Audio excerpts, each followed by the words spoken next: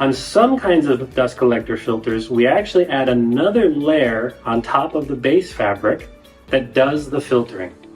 This is most commonly known as PTFE membrane. This is a separate fine layer of material that is laminated to the surface of the filter.